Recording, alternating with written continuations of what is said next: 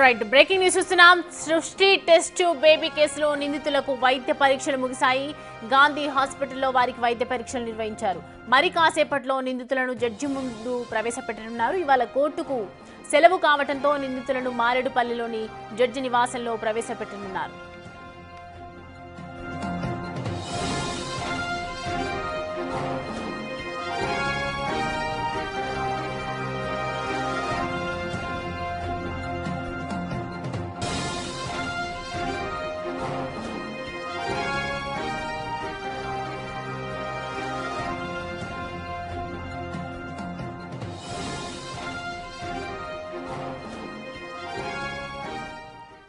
Right, ఈ అంశానికి సంబంధించి మా అసోసియేట్ ఇన్పుట్ ఎడిటర్ నగేష్ అందుబాటులో ఉన్నారు. మనకి నగేష్, చూస్తున్నాం సృష్టి టెస్ట్ బేబీకి సెంటర్కి సంబంధించి అనేక ఆరోపణలు బయటికి వస్తూనే ఉన్నాయి. ఇంకా ఈరోజు సెలవు కావడంతో మరి జడ్జి నివాసానికి తీసుకువెళ్తున్నట్టుగా సమాచారం అంతా మనకి ఏ విధంగా ముందుకెళ్లే అవకాశాలు ఉన్నాయంటారు ఈ విషయంలో? ఈ కేసు మాత్రం చాలా తీవ్రమైన కేసుగా పోలీస్ శాఖ పరిగణిస్తుంది. ఎందుకంటే ఐవీఎఫ్ టెస్ట్ ట్యూబీ సెంటర్ పేరిట మొదట ఈ కేసు నమోదైంది. కానీ మొదట వాళ్ళు సంప్రదించింది ఐవీఎఫ్ కోసం ఇద్దరు దంపతులు, అంటే రాజస్థాన్కి చెందిన సోనియా వాళ్ళు డాక్టర్ నమ్రతని సంప్రదించారు. గత సంవత్సరం ఆగస్టులో వాళ్ళకి ఐవీఎఫ్ ద్వారా బిడ్డను కనజేస్తామని చెప్పి మొదట 66,000 రూపాయలు తీసుకొని అన్ని టెస్టులు చేయించారు. కానీ అన్ని టెస్టులు చేయించిన తర్వాత మీకు సొంతంగా బిడ్డ కనే అవకాశం లేదని చెప్పి సరోగసి ద్వారా బిడ్డను కనడానికి అవకాశం కల్పిస్తున్నాం, ఒక మహిళ కూడా అందుబాటులో ఉందని చెప్పి దానికి అయ్యే ఖర్చు మొత్తం 30 లక్షలు అవుతుందని చెప్పి డాక్టర్ నమ్రత సోనియా భర్తని నచ్చజెప్పింది. అక్కడి నుంచి మొదలైన ప్రాసెస్ ఓవరాల్గా ఇప్పటి వరకు కొనసాగింది. కానీ సోనియా బిడ్డకు ప్రస్తుతం ఆ పుట్టిన బిడ్డకి క్యాన్సర్ రావడంతో ఆ బిడ్డ ఎవరని చెప్పి వాళ్ళు DNA టెస్ట్ ఢిల్లీలో వసంత్ కుంజ్లో ఢిల్లీలో టెస్ట్ నిర్వహిస్తే ఆ బిడ్డ తమ బిడ్డ కాదనే షాక్ తెలిసిన తర్వాత సోనియా దంపతులు తీవ్రమైన నిరాశకు షాక్ గురయ్యారు. వెంటనే నమ్రతను సంప్రదించారు. నమ్రతను సంప్రదిస్తే వాళ్లకు కొంత మిస్టేక్ జరిగింది అని చెప్పి రకరకాలుగా వాళ్ళని మేనేజ్ చేసే ప్రయత్నం చేసింది. మళ్ళీ అవసరమైతే మరో బిడ్డను మీ భర్త ద్వారా కనడానికి మరో మహిళను ఏర్పాటు చేస్తాం, సరోగేట్ ద్వారా బిడ్డను కనొచ్చు అని చెప్పి వాళ్ళని నమ్మబలికింది. కానీ తదుపరి బాధితుల నుంచి వచ్చే ఫోన్ కాల్స్ని రిసీవ్ చేసుకోకుండా వాళ్ళ కుటుంబ సభ్యులు కూడా వాళ్ళ ఇద్దరు కొడుకులు, నమ్రత కొడుకులు ధీరజ్ కృష్ణ, మరొక కొడుకు కూడా ఇద్దరు కూడా బాధితులనే బెదిరించే ప్రయత్నం చేశారు. ధీరజ్ కృష్ణ అడ్వకేట్గా ఉండడంతో మీపైనే కేసులు పెడతామని చెప్పి బెదిరింపజేశారు. కానీ వీళ్ళు ఇమ్మీడియట్గా గోపాలపురం పోలీసులను ఆశ్రయించారు. మన చేతిలో ప్రస్తుతం ఎఫ్ఐఆర్ కాపీ కనిపిస్తుంది. ఎఫ్ఐఆర్ కాపీలో వాళ్ళు సోనియా వాళ్ళ భర్త గోవింద్ సింగ్ క్లియర్గా ప్రతి అంశాన్ని కూడా వాళ్ళు ఎలా డబ్బులు చెల్లించారు, 15 లక్షలు మొదట చెల్లించారు, తదుపరి విడతల వారీగా మొత్తం 30 లక్షలు చెల్లించినట్టుగా చూపించారు. మొత్తం ఈ వ్యవహారం అంతా కూడా అంటే DNA టెస్టులు చేయాలని ప్రతిసారి అడిగినసారి కూడా నమ్రత నిరాకరిస్తూ వస్తుంది. DNA టెస్టులు చేస్తే కనుక వీళ్ళ బిడ్డ సరోగర్ గేట్ ద్వారా పుట్టడం లేదని వీళ్ళకి తెలుస్తుందని చెప్పి వాళ్ళను చాలా రకాలుగా నిరాకరిస్తూ తీసుకొచ్చింది. కానీ వీళ్ళకు మాత్రం ఫైనల్గా బిడ్డ పుట్టి క్యాన్సర్ వచ్చిన తర్వాత DNA టెస్ట్ చేస్తే తమ బిడ్డ కాదనే విషయం తెలిసిన తర్వాత వాళ్ళు గుండెలు పగిలినంత పని అయింది. వాళ్ళకు ఇంత మోసం చేస్తారని చెప్పి వాళ్ళు పోలీసులను ఆశ్రయించారు. కానీ నమ్రత క్రిమినల్ చరిత్ర ఈనాటిది కాదు. 2015 నుంచి 17, 18, 20 వరకు కూడా విజయవాడలో, విశాఖపట్నంలో కూడా కేసులు నమోదు అయ్యాయి. విజయవాడలో అయితే ఏకంగా బాధితులు ఎక్కువ మొత్తంలో రావాలని చెప్పి పెద్ద ఎత్తున హోమాలు కూడా నిర్వహించినట్టు కూడా నమ్రత పైన ఆరోపణలు ఉన్నాయి. ఇద్దరు డాక్టర్లు కూడా ఆమె నియమించుకుంది. కరుణతో పాటు వైష్ణవి అనే ఇద్దరు డాక్టర్లు నియమించుకొని ఆంధ్రప్రదేశ్, తెలంగాణలో కూడా ప్రతి చోట కూడా వైద్య పరీక్షలు నిర్వహించి చాలామంది బాధితుల్ని బిడ్డలు పుట్ట వాళ్ళందరినీ కూడా టార్గెట్ చేస్తూ లక్షలకు లక్షలు వసూలు చేసి సరోగసి ద్వారా బిడ్డలు కనొచ్చని చెప్పి వాళ్ళ నుంచి వసూలు చేసి కోట్లు సంపాదించింది నమ్రత. గతంలోనే వీళ్ళకి సంబంధించిన టెస్ట్ ట్యూబీ సంబంధించిన సెంటర్లు చాలా చోట్ల విశాఖపట్నంలో, విజయవాడలో సీజ్ చేశారు. కానీ పేర్లు మార్చి ఆమె ఇప్పుడు నెలకొల్పిన టెస్ట్ ట్యూబీ బేబీ సెంటర్ యూనివర్సల్ కింద నెలకొల్పింది. ఇందులో క్లియర్గా పోలీసులు దాదాపుగా 5-6 పేజీల ఎఫ్ఐఆర్ నమోదు చేశారు. అందులో ప్రతి చోట కూడా నమ్రత మోసానికి పాల్పడింది. బాధితుల వాంగ్మూలాన్ని ప్రతి చోట కూడా రికార్డు చేశారు. వాళ్ళు గత సంవత్సరం ఆగస్టు నుంచి మొదలుకొని ఇప్పటి వరకు ఈ జూలై వరకు జరిగిన కంప్లైంట్ వరకు గోపాలపురం పోలీస్ స్టేషన్కు వెళ్ళిన ప్రతి అంశాన్ని పొందుపరిచారు. ఎందుకంటే వాళ్ళ ఆగస్టు నుంచి వెళ్ళిన అంశాన్ని మొదలుకొని వాళ్ళ భర్త వీర్యకణాలని తీసుకున్న అప్పటి నుంచి మొదలుకొని ఆ పిండంలో ఆ వీర్యకణాలని పెడుతున్నామన్న అన్ని విషయాలు కూడా ప్రతిసారి అప్డేట్ చేస్తూ ఇప్పుడు బిడ్డ పుడుతుంది, నవజాత శిశువు పుట్టిందని చెప్పి విశాఖపట్నంకి వెళ్ళి వీళ్ళకు చూపించడం. కానీ వీళ్ళకు చూపించిన ప్రతిసారి అంటే మొదట వీర్యకణాలు సేకరించిన మొదటి నుంచి మొదలుకొని ఎండింగ్ వరకు బిడ్డ పుట్టే వరకు సరోగేట్ ద్వారా బిడ్డ పుట్టే వరకు కూడా ప్రతిసారి కూడా వీళ్ళు డిఎన్ఏ టెస్ట్కు డిమాండ్ చేశారు. కానీ డిఎన్ఏ టెస్ట్ అనేది మొదటి నుంచి ఎండింగ్ వరకు ఆ బిడ్డకు క్యాన్సర్ అని తెలిసిన తర్వాత కూడా నమ్రత డిఎన్ఏ టెస్ట్ చేయకపోవడం అనేది ఖచ్చితంగా శిక్షార్హం కిందకే వస్తుందని చెప్పి కూడా పోలీసులు పేర్కొన్నారు. ఎందుకంటే భారతీయ శిక్షా స్మృతి తెలిపిన వివరాల ప్రకారం ఖచ్చితంగా ఎవరికైతే డిఎన్ఏ ప్రకారం అంటే తమ వీర్యకణాలు సేకరించి ఇంకొకరి ద్వారా సరోగేట్ ద్వారా వాళ్ళు బిడ్డను పుట్టిస్తామని చెప్పి పూర్తిగా లైసెన్స్డ్ ఆధారితంగా ఇవన్నీ జరగాల్సి ఉంది. కానీ అక్రమంగానే సరోగసి ద్వారా వీళ్ళను ఆ సెంటర్కు వాళ్ళను తీసుకెళ్లడం, హైదరాబాద్ టు విశాఖపట్నం మొత్తం ఈ వ్యవహారంతా నమ్రత నడిపించడం.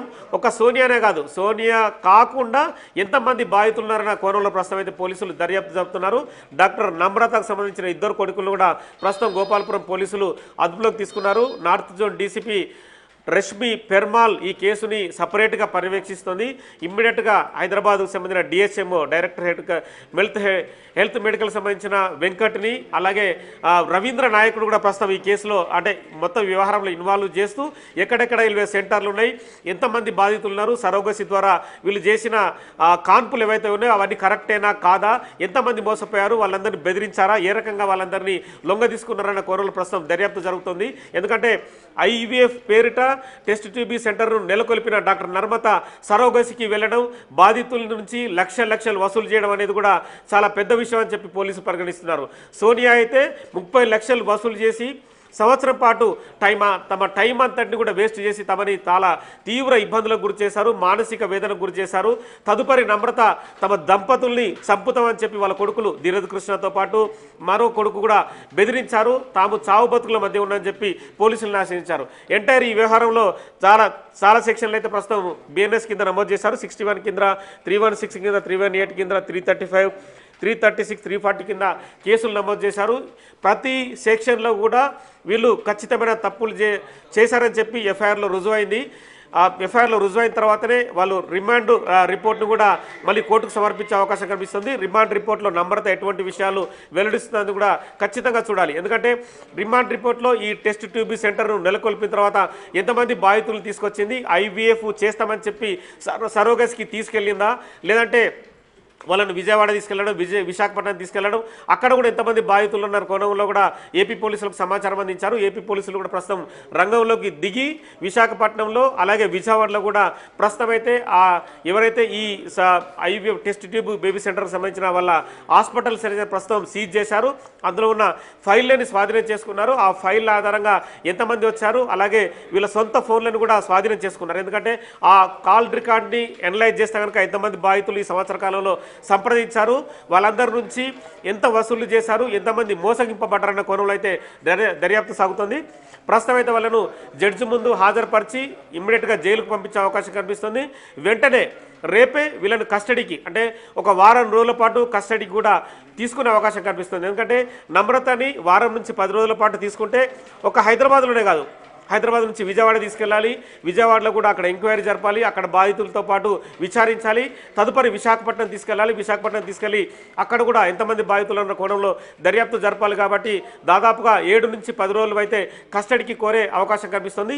ఈమె నుంచి 100 మంది బాధితులు అయితే ఉండే అవకాశం ఉందని చెప్పి చెప్తున్నారు. ఇవాళ మధ్యాహ్నం 3 గంటలకు నార్త్ జోన్ డీసీపీ రష్మి పెర్మాల్ కూడా మొత్తం ఈ వ్యవహారానికి సంబంధించి కేసు నమోదైన అంటే కంప్లైంట్ ఇచ్చిన అప్పటి నుంచి మొదలుకొని ఇప్పటి వరకు జరిగిన అంశాలను కూడా వెల్లడించే అవకాశం కనిపిస్తుంది. కానీ ఇది ప్రైమరీ ఇన్వెస్టిగేషనే. నెక్స్ట్ జరిగే ఇన్వెస్టిగేషన్లో ఎందుకంటే రిమాండ్ రిపోర్ట్లో కొన్ని విషయాలు వెల్లడవుతాయి. తదుపరి కస్టడీకి తీసుకున్న తర్వాత డాక్టర్ నమ్రత కొడుకులు అలాగే ఇప్పటికైతే 2 డాక్టర్లు వైష్ణవి అలాగే కర్ణ మరో 2 డాక్టర్లు పరారులో ఉన్నారు. కాబట్టి వాళ్ళు ఎక్కడెక్కడ హైదరాబాద్ కానీ మిగతా తెలంగాణ ప్రాంతంలో ఏ ఊర్లలో వాళ్ళు వైద్య పరీక్షలు నిర్వహించారు, ఎవరికి బిడ్డలు పుట్టకుండా ఉన్నారో వాళ్ళందరినీ ఆకర్షిస్తూ హైదరాబాద్ తీసుకొచ్చారు. అలాగే ఏపీలో కూడా చాలా ప్రాంతాల్లో దంపతులు పిలిపించుకొని టెస్టులు నిర్వహించి వాళ్ళను కూడా నమ్రత వద్దకు తీసుకొచ్చి ఎన్ని లక్షలు వసూలు చేశారు. అసలు ఈ మొత్తం ఈ సరగోసి వ్యవహారం అనేది కూడా క్రమ పద్ధతిలోనే అంటే లైసెన్స్డ్ పద్ధతుల్లోనే జరుగుతుందా లేదా, మొత్తం ఈ వ్యవహారం వెనుక కేవలం నమ్రతనే ఉందా, లేదంటే ఎవరైనా వైద్యానికి సంబంధించిన అధికారులు ఉన్నారా, లేదంటే రాజకీయ నేతల ప్రమేయం ఉందన్న కోణంలో మాత్రం దర్యాప్తు సాగుతుంది. మీరు అన్నట్లుగా ఇంకెవరైనా ఉన్నారా? ఎందుకంటే పేర్లు మార్పిడి చేస్తూ అనేక ప్లేస్లలో కూడా మనం చూస్తున్నాం. రకరకాల పేర్లతో టెస్ట్ బేబీ సెంటర్లు పెట్టడం, ఇక్కడ ఒక రకంగా పేరు పెట్టడం, అక్కడ ఒక పేరు పెట్టడం అనేది జరిగింది. సో వీళ్ళు ఒక రకంగా కేసులు నమోదవుతున్నప్పటికీ కూడా రకరకాలుగా కేసులు పెడుతూ ఉన్నారు. ఇదివరకు కూడా ఆరోపణలు ఉన్నప్పటికీ కూడా వీళ్ళకి అక్రమంగా పర్మిషన్స్ ఇస్తున్న వాళ్ళు ఎవరు, వాళ్ళని కూడా ఆరా తీయాల్సిన అవసరం ఉంది కదా. ఖచ్చితంగా ఉంది. ఎందుకంటే గత ఉమ్మడి గవర్నమెంట్లో ఆంధ్రప్రదేశ్లో ఉమ్మడి గవర్నమెంట్ ఉన్నప్పుడు కూడా హైదరాబాద్లో సంతాన సాఫల్య కేంద్రాల పేరిట అక్రమ సంతానాన్ని వాళ్ళు ఎవరెవరు చేస్తున్నారన్న కోణంలో చాలా పెద్ద విషయాలు బయటకు వచ్చాయి. అప్పుడు నిమ్స్ కానీ, గాంధీ కానీ, ఉస్మానియా హాస్పిటల్స్ కూడా దాడులు నిర్వహించారు. ఇప్పుడు మనం పేరు చెప్పొచ్చు, కానీ వాళ్ళ పేరు చెప్తే కనుక వాళ్ళు రకరకాలుగా అప్లికేషన్స్ ఎదుర్కొనే అవకాశం కనిపిస్తుంది. సంతాన సాఫల్య కేంద్రాల ముసుగులో హైదరాబాద్లో కానీ, విశాఖపట్నం, విజయవాడ, తిరుపతి, నెల్లూరు ఈ ప్రాంతంలో తాము బిడ్డను అందిస్తాం, ఐవీఎఫ్ టెస్ట్ ద్వారా ఇన్ని లక్షల రూపాయలు చెల్లించండి, వాళ్ళకి ఎవరు నవజాత శిశువు కూడా ఆరోగ్యకరంగా ఉండే బిడ్డను పుట్టిస్తామని చెప్పి వాళ్ళందరి నుంచి రకరకాల ప్రకటనలు చేస్తూ ఆకర్షిస్తున్నారు. మనం ప్రతి చోట చూడొచ్చు. అంటే మెట్రో స్టేషన్ల దగ్గర, బస్ స్టాండ్లలో కూడా ఫలానా సంతాన సాఫల్య కేంద్రం, ఫలానా సంతాన సాఫల్య కేంద్రం మీకు తక్కువ ధరలో మీకు బిడ్డలు పుట్టడానికి అవకాశం కల్పిస్తామని చెప్పి చెప్తుంటారు. ఇప్పుడు ఉన్న వాతావరణ పరిస్థితులు కావచ్చు, చాలామంది దంపతులు పిల్లలు కనలేని పరిస్థితుల్లో చాలామంది ఉన్నారు. ఎవరికైనా ఆశ ఉంటుంది, తమకు బిడ్డ పుడితే తమ సంతానం వృద్ధి చెందుతుంది, తమకు సంబంధించిన వంశం అభివృద్ధి చెందుతుంది చెప్పి చాలామంది ఆశపడుతుంటారు. ఇలాగే కూడా సోనియా, రాజస్థాన్ చెందిన సోనియా కూడా ఇలాగే ఆశపడ్డది. తమకు బిడ్డలు కలగడం లేదు, తన భర్తకు వీర్యకణాలు తక్కువ ఉన్నాయని చెప్పడం ద్వారా ఆమె మొదట టెస్ట్ ద్వారా తెలుసుకున్న తర్వాతనే వాళ్ళు సంతాన సాఫల్య కేంద్రాన్ని ఆశ్రయించారు. కానీ ఈ ముసుగులో జరుగుతున్న దోపిడీని, ఈ ముసుగులో జరుగుతున్న తమ భర్త వీర్యాన్ని కాకుండా ఎవరిదో వీర్యాన్ని సరోగసి ద్వారా వేరే మహిళకు పంపించి అక్కడ పిండాన్ని అభివృద్ధి చెందించి నవజాత శిశువును పుట్టించారు. కానీ ఆ పుట్టడం తర్వాత వాళ్ళకు జెనెటిక్ ప్రాబ్లమ్స్ ఉండడం వల్ల ఆ బిడ్డకు క్యాన్సర్ అని తెలిసింది. కానీ వీళ్ళు కూడా చూసుకున్నారు, భర్త తరపున భార్య తరపున జెనెటిక్ సంబంధించిన లక్షణాలని వీళ్ళు కూడా వెరిఫై చేసుకున్నారు. వాళ్ళ బ్యాక్ ఎండ్లో కూడా ఎవరికి క్యాన్సర్ లేదు, మిగతా అనారోగ్య లక్షణాలు లేవు. ఇటు భార్య కూడా, సోనియాకు సంబంధించిన భర్త వాళ్ళ తరపున, బంధువుల తరపున కూడా ఎవరికి లేవు. కానీ క్యాన్సర్ అనేది ఎక్కడి నుంచి బిడ్డకు వచ్చిందన్న అంశమే ఇక్కడ ప్రధానంగా ఈ కేసుకు ఖచ్చితమైన బలంగా కనిపిస్తుంది. ఎందుకంటే తదుపరి వీళ్ళు ఢిల్లీలోని ప్రముఖ సెంటర్కి వెళ్ళారు. డిఎన్ఏ టెస్ట్ సెంటర్కి వెళ్ళిన తర్వాతనే వసంత్ కుంజ్లో టెస్ట్ సెంటర్కి వెళ్ళి అక్కడ టెస్ట్ చేసుకున్న తర్వాత ఆ బిడ్డ డిఎన్ఏ, ఆ తండ్రి డిఎన్ఏ పోల్చి ఉండకపోవడం అనేది కూడా ఖచ్చితమైన అంశంగా మనం గమనించవచ్చు. ఎందుకంటే ఆ డిఎన్ఏది తమ భర్తకు పుట్టిన బిడ్డ కాదని చెప్పి తేలిన తర్వాతనే వాళ్ళు వెంటనే నమ్రతను సంప్రదించారు. నమ్రత మాత్రము మళ్ళీ నమ్మబలుకుతుంది. అప్పుడు మిస్టేక్ జరిగింది, తమ డాక్టర్లు వేరే వీర్యాన్ని అండాశయంలో పంపించినట్టున్నారు అని చెప్పి రకరకాలుగా వాళ్ళని మేనేజ్ చేసే ప్రయత్నం చేశారు. మళ్ళీ బిడ్డ పుట్టడానికి మీకు అవకాశం ఇప్పిస్తాం, మీ భర్త వీర్యకణాలని మళ్ళీ సేకరిస్తామని చెప్పి వాళ్ళ నమ్మబలికారు. కానీ ఆ ప్రాసెస్ని కంటిన్యూ చేయలేదు. మళ్ళీ 2-3 నెలలు తాత్సారం చేసింది. తదుపరి ఏకంగా వీళ్ళ ఫోన్లనే బ్లాక్ చేసింది. వాళ్ళ కొడుకులతో ఫోన్ చేయించి సోనియా భర్తని బెదిరించి మీరు బయటకు చెప్తే మిమ్మల్ని చంపేస్తాం, మాకు అన్ని రకాలుగా తెలుసు, మాకు అన్ని రకాలుగా అండదండాలని చెప్పి వాళ్ళని రకరకాలుగా బెదిరించారు. ఈ క్రమంలోనే వాళ్ళు చాలా రోజులు బయటికి రాలేదు. ఎవరో వ్యక్తి, తెలిసిన వ్యక్తి ద్వారా పోలీసులను ఆశ్రయించారు. పోలీసులు ఇది కూడా టెక్నికల్ అంశాలను ఆధారంగా చేసుకొని చాలా రోజుల పాటు ఇన్వెస్టిగేషన్ సాగింది. వాళ్ళు కూడా ఆ టెస్టులన్నింటినీ ప్రామాణికంగా తీసుకున్న తర్వాతనే పోలీసులు ఎఫ్ఐఆర్ నమోదు చేసి ఈ దాడులకు దిగారు. దాడులకు దిగిన తర్వాత నమ్రత నేర చరిత్ర అనేది ప్రస్తుతం బయటపడుతుంది. ఈనాటి నేర చరిత్ర కాదు, 2012 నుంచి మొదలుకొని 2025 వరకు కూడా రకరకాల కేసులు నమ్రతపైన నమోదయ్యాయి. ఇంతకుముందే ఆమె టెస్ట్ ట్యూబ్ బేబీ సెంటర్లు కూడా సీజ్ చేశారు. కానీ సోనియా ఇచ్చిన ఫిర్యాదు ఆధారంగా ఇంకో కొంతమంది బాధితుల నుంచి కూడా వాంగ్మూలం సేకరించినట్టుగా తెలుస్తుంది. ఆ బాధితులు ఇచ్చే స్టేట్మెంట్ ఆధారంగా నమ్రతమైన బలమైన కేసులు నమోదు చేసి దాదాపుగా 3 నెలల నుంచి 6 నెలల నుంచి అయితే బయటకు వచ్చే అవకాశం కనిపిస్తలేదు. కానీ హైదరాబాద్ కానీ రెండు రాష్ట్రాల్లో ప్రధాన నగరాల్లో ఉన్న సంతాన సాఫల్య కేంద్రాలపైన ఖచ్చితంగా దాడులు చేయాల్సిన అవసరం కనిపిస్తుంది. వాళ్ళందరూ చేసే టెస్టులు కానీ సరోగసి ద్వారా బిడ్డను పుట్టిస్తామని చెప్పి నమ్మబలికే అంశాలు కానీ ఇవన్నీ కూడా చాలా విషయాలు వెలుగులోకి వచ్చే అవకాశం కనిపిస్తుంది. రెండు రాష్ట్రాల వైద్యాధికారులు కూడా ప్రస్తుతం రాజనరసింహ కావచ్చు, ఏపీలో ఉన్న వైద్య శాఖ మంత్రి సత్యకుమార్ కావచ్చు, వీరిద్దరు కూడా మాట్లాడుకొని రెండు రాష్ట్రాల్లో ఉన్న ఐవీఎఫ్ సెంటర్లు సంతాన సాఫల్య కేంద్రాలపై కూడా ఇవాటి నుంచే లేదా రేపటి నుంచి కూడా దాడులు నిర్వహించి ఈ సంతాన సాఫల్య కేంద్రాలు అనేటివి కూడా వాళ్ళు కరెక్ట్గా ఉన్నారా, వాళ్ళు సాంకేతికంగా వాళ్ళ దగ్గర సర్టిఫికేట్స్ ఉన్నాయా, వాళ్ళందరూ చట్ట ప్రకారమే నడుపుతున్నారన్న అంశాలను కూడా తీసుకునే అవకాశం కనిపిస్తుంది. దాడులు నిర్వహిస్తే కనుక చాలామంది బాధితులు సంతాన సాఫల్య కేంద్రాల అక్రమాలు కూడా బయటపడే అవకాశం కనిపిస్తుంది. Right Nagesh, thank you.